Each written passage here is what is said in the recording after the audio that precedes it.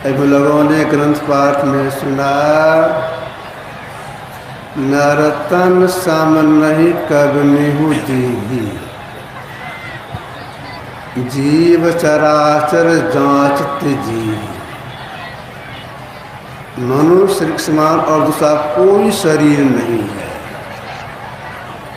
चलने वाला प्राणी, नहीं चलने वाला प्राणी, यहाँ तक देवता भी इसकी चाहना करते हैं।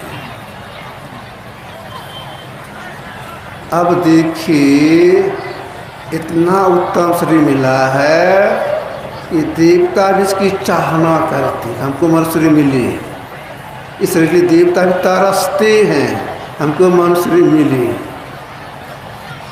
इस उपाय क्या करना चाहिए? तो हम लोगों ने पाठ में सुना, भाष कम रखी थी।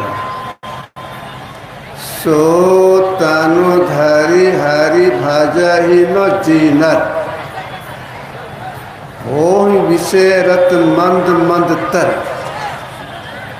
कांच किरीच बदले तिली, करती डारी परस मनि दी।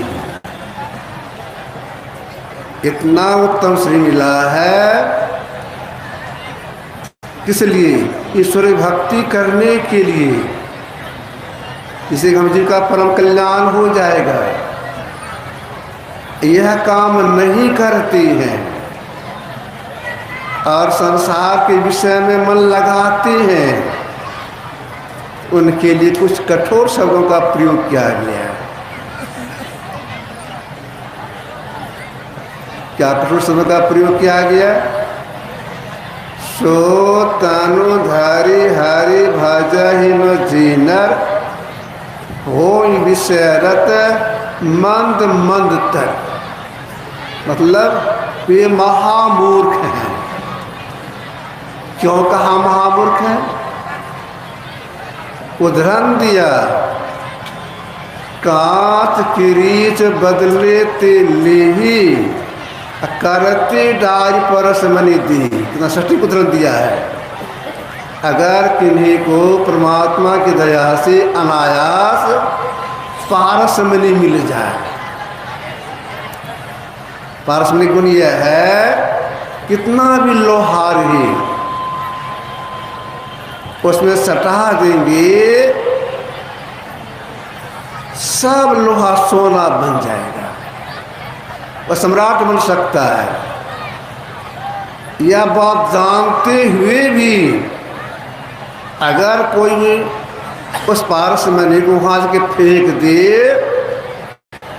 जहां से कोई निकाल भी नहीं सके, फेंक दे उसको, और उसके बदले में अपने हाथ में कांच का टुकड़ा लेंगे, जो मुट्ठी बंधने पर गड़ता है और फूल भी निकलता है।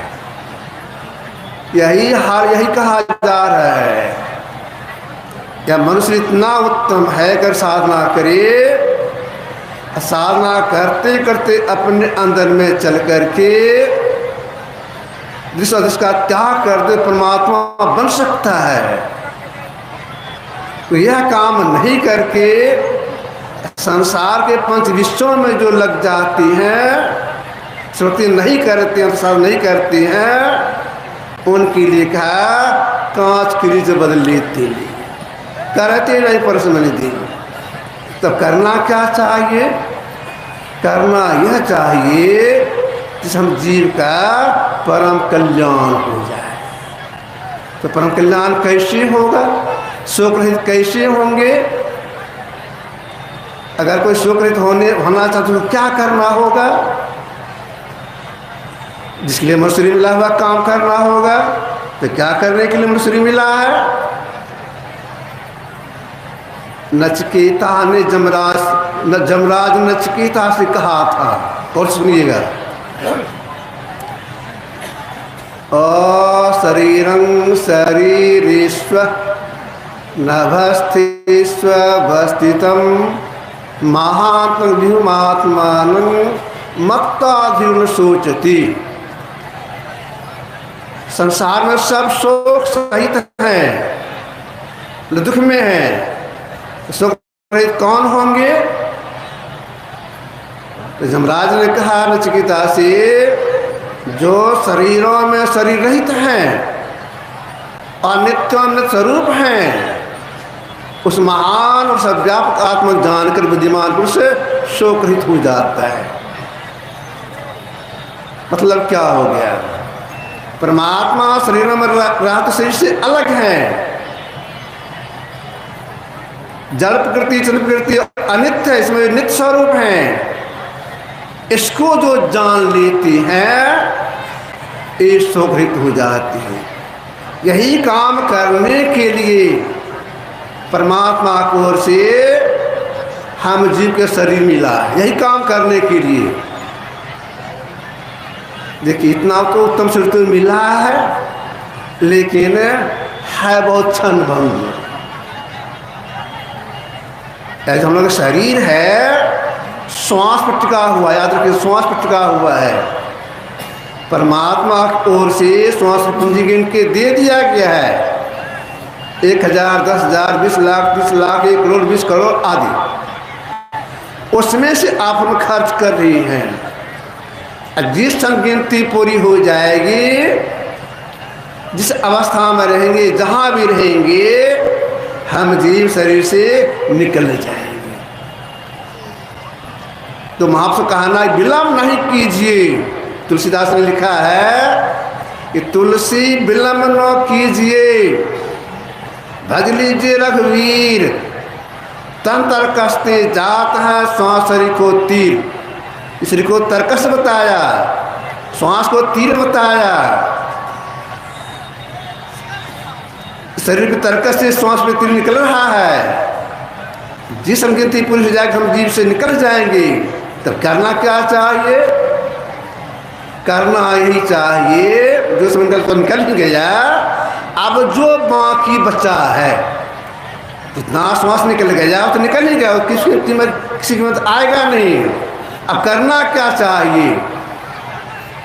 अपना गुरुदेव की वाणी में है, समय गया फिरता नहीं, झट ही करो निज काम, जो बीता सो बीत या अरो गुरु नाम। तो निकल गया, अब जो बचा अपना काम कीजिए। अपना काम यही अंतर साधन करके अपने अंदर प्रवेश कीजिए, इंद्रियों से अलग हो जाइए, अपना पहचान कर लीजिए। जो अपने का पहचान कर लेती हैं, परमात्मा का साक्षात्कार कर लेते हैं, उसका परम कल्याण हो जाता है।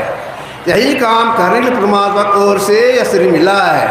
जब परमात्मा असीम दया हुई तब हम जीव को यह शरीर मिला है।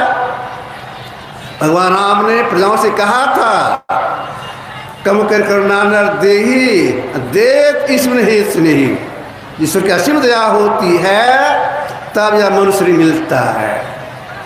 अगर इस अवसर से हाथ धो लेंगे, नहीं करेंगे, शरीर छूट जाएगा, मनुष्य कब मिलेगा? एक कोट के महापुरुष हो गए शम्स तबरीज, इन्होंने कहा, हजारा करन में बायद के दलबो पीस आयद कुछ मध्य बारस अगर ही बार बगरी जम। फारसी में इसका हिंदी अर्थ है, अनंत काल बीतने के बाद तब जीव को मनुष्य दौलत मिलती है। अगर यह समय हाथ से निकल गया फिर कब मिलेगा? अनंत काल बीतने के बाद तब जीव को मनुष्य मिलता है, वह ईश्वर की दया से मिलता है। तो हम लोगों को अवसर प्राप्त है, इससे हाथ नहीं धोना चाहिए। तब करना क्या चाहिए? अंतर साधना करनी चाहिए। कैसे करेंगे? युक्ति सीख लेना चाहिए। तो कब कब करेंगे? ब्रह्म मुहूर्त में, उसको अमृत वेला कहा गया है। इसके बाद दिन में स्नान करने के बाद तुरंत, इसके बाद संध्या काल में, हम वैदिक हैं, त्रिकाल संध्या प्रसिद्ध है। त्रिकाल संध्या रोज करना चाहिए। जो त्रिकाल संध्या करते हैं उनके ऊपर गुरु की दया होती है, उनकी दया से ही जीव अपने अंदर प्रवेश करता है, इंद्रियों से छूटता है और वो साक्षात्कार होता है तो कल्याण होता है। यह जानकारी कहाँ मिलती है? अपने अंदर चलेंगी, इंद्रियाँ छूटेगी, अपना पहचान होगा, वो साक्षात्कार हो जाएगा और हम फिर पुनः संसार में नहीं आएंगे। यह काम मनुष्य नहीं कर सकते हैं, गाय विश्व नहीं कर सकते। जानकारी कहाँ मिलती है? यह जानकारी सत्संग से प्राप्त होता है। तो सब सत्संग आना चाहिए। ये आपसे थोड़ा सा रखा।